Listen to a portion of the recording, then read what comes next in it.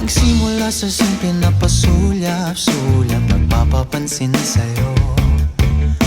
Umabot sa palitan ng mga mensahe, kilig na kilig ako.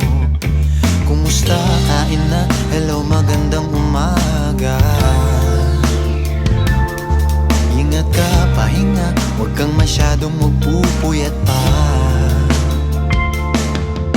Naramdaman ng puso na dahan